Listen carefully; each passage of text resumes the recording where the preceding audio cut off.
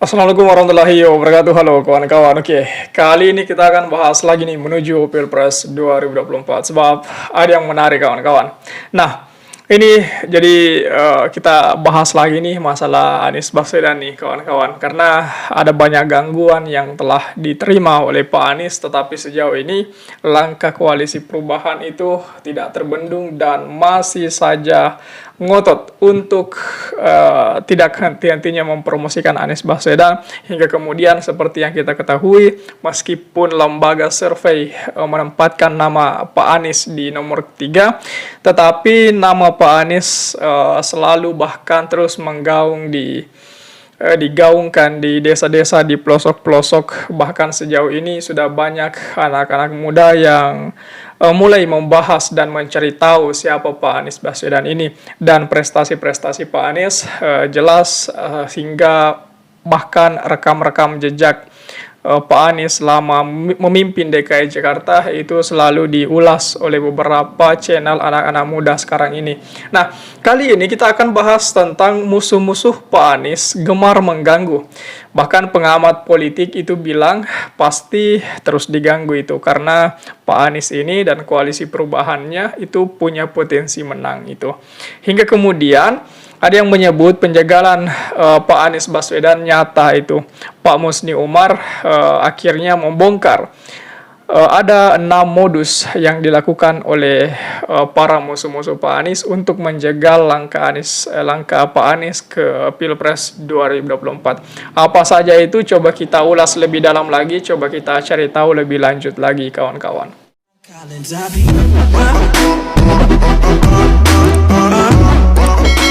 Pengamat politik Henry Satrio menilai gangguan-gangguan yang diterima Pak Anies Baswedan dari lawan politiknya merupakan strategi yang sengaja dilakukan. Calon presiden dari Koalisi Perubahan untuk Persatuan itu memang sengaja diganggu dengan beragam cara, karena kans untuk memenangkan pemilihan presiden itu sangat besar sekali. Selama Pak Anies berpotensi menang, maka pasti akan terus-menerus diganggu oleh lawannya itu. Seperti itu yang dikatakan oleh Pak Henry, kawan-kawan. Nah, gangguan itu, lanjut Pak Henry, berupa tantangan pertandingan sebelum pertandingan yang sebenarnya itu. Pertandingan yang akan dihadapi Pak Anies ada 2. Pertandingan sebelum pertandingan yang asli. Jadi memang kita bisa lihat bagaimana kemudian Pak Anies belakangan ini terus diganggu, terus dijegal langkah-langkahnya dari dijegalnya siapa sekarang ini, Demokrat. Sekarang Pak Muldoko tengah bertarung, dan apakah kemudian Pak Muldoko berhasil mengambil Demokrat atau seperti apa, nanti kita lihat, karena itu juga menjadi bentuk dari penjagalan-penjagalan yang telah dilakukan oleh Pak Muldoko, yang dimana Pak Muldoko ini adalah orangnya Pak Jokowi, kawan-kawan. Nah, gangguan itu lebih lanjut, Pak Henry bilang berupa tantangan pertandingan sebelum pertandingan yang seperti tadi, kawan-kawan. Ini adalah momen yang sekarang itu dihadapi Pak Anies sebelum menuju pertandingan asli nantinya itu. Namun Pak Henry percaya bahwa rakyat yang akan menentukan. Dengan begitu segala bentuk kecurangan yang bakal terjadi dapat diminimalkan itu. Nah, kalau masuk dalam kompetisi yang namanya Pilpres itu semua terserah rakyat katanya. Pilpres mau dicurangi kayak gimana juga, kalau rakyat memilih menang, ya menang aja itu. Peran rakyat akan sia-sia ketika pemerintah dan penguasa saat ini harus memastikan jalannya kompetisi itu bisa adil sehingga rakyat tidak akan dirugikan. Pemerintah, penguasa saat ini harus fair-fair saja, seperti itu yang papar dari Pak Henry. Itu. Jadi saya pikir hal-hal seperti ini perlu kita kaji, kawan-kawan, perlu kita lihat. Ketika kemudian Pak Anies betul-betul dijegal, maka banyak sekali pengamat yang mengatakan akan ada kekuatan yang bergerak, dan kekuatan ini sangat besar sekali. Apakah itu kekuatan massa untuk menggulingkan Jokowi atau seperti apa, tetapi seperti pengamat mengatakan akan memprediksi jika betul-betul Pak Anies berhasil dijegal menuju Pilpres 2024. Itu. Karena seperti yang kita ketahui kawan-kawan, penjegalan Pak Anies Baswedan itu nyata. Karena kita bisa lihat Pak Musni Umar itu membongkar ada 6 modus yang dilakukan beberapa lawan Pak Anies untuk menjegal Pak Anies. Apa saja itu? Coba kita lihat kawan-kawan, bahwasanya loyalis Pak Anies Baswedan, Pak Musni Umar itu mengungkapkan bahwa penjegalan terhadap bakal calon presiden dari Koalisi Perubahan untuk Persatuan menuju Pilpres 2024 itu nyata katanya, bukan isapan jempol semata.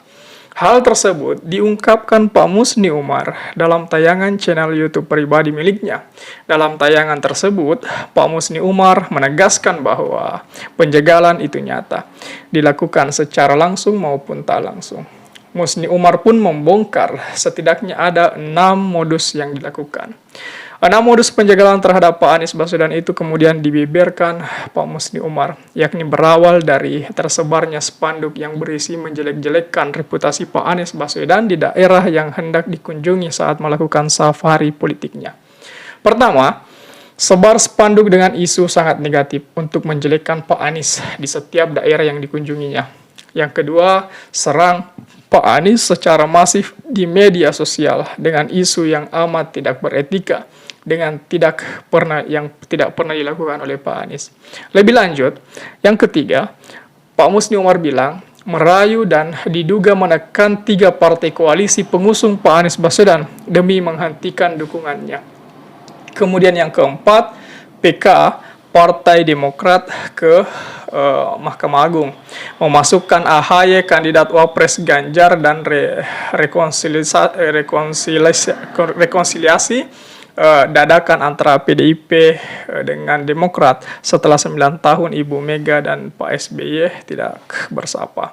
Nah, kemudian selain itu, yang kelima, Pak Musni Umar menegaskan bahwa adanya dugaan menggunakan lembaga survei demi melemahkan Pak Anies Baswedan, sampai-sampai menghabisi Pak Anies Baswedan di lembaga survei itu. Tetapi seperti yang kita ketahui kawan-kawan, bahwasanya jika memang betul survei Pak Anies Baswedan itu di angka atau ditaruh di urutan ketiga, ya untuk apa menjegal Pak Anies kalau memang Pak Anies surveinya rendah, itu kan. Nah, diduga menggunakan lembaga survei untuk melemahkan bahkan menghabisi Pak Anies itu. Seperti itu kata Pak Umar. Nah, terkait Pak Musni Umar ini mengatakan bahwa modus penjagalan terhadap mantan Gubernur DKI Jakarta menuju Pilpres 2024 itu tampak dengan menekan Nasdem terkait kadernya yang dijadikan tersangka itu. Keenam, menekan Nasdem dengan mentersangkakan Johnny G. Plate, dan berita terakhir itu ada Pak Syahrul Yassin Limpo itu. Nah, sementara itu diketahui bahwa Pak Anies Baswedan kini diusung oleh Koalisi Perubahan untuk Persatuan. Dalam koalisi tersebut ada 3 partai di dalamnya, yakni Demokrat, Nasdem, dan PKS itu. Jadi seperti itu kawan-kawan, bahwasanya politik saat ini semakin brutal sekali.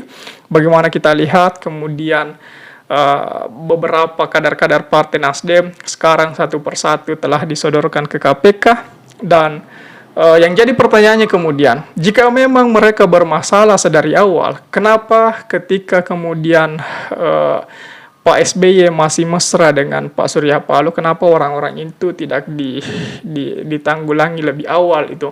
Kenapa ketika kemudian Pak Surya Paloh mengambil jalur politik yang lain, barulah kemudian kadar-kadar Nasdem disodorkan ke KPK satu persatu?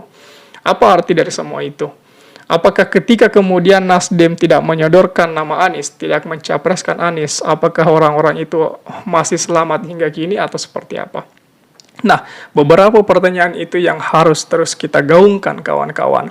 Sebab pertanyaan-pertanyaan itu akan membuka beberapa sentimen dan kebobrokan serta kejahatan politik yang terjadi di negeri kita.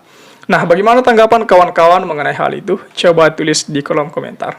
Oke, share juga video ini supaya banyak yang tahu informasi ini, sekaligus bisa juga ikut nimbrung di kolom komentar. Oke kawan-kawan, jadi saya pikir itu saja dulu. Terima kasih telah tiba di sini. Jangan lupa subscribe. agar tidak ketinggalan pada video selanjutnya. Sekali lagi terima kasih dan wassalamualaikum warahmatullahi wabarakatuh.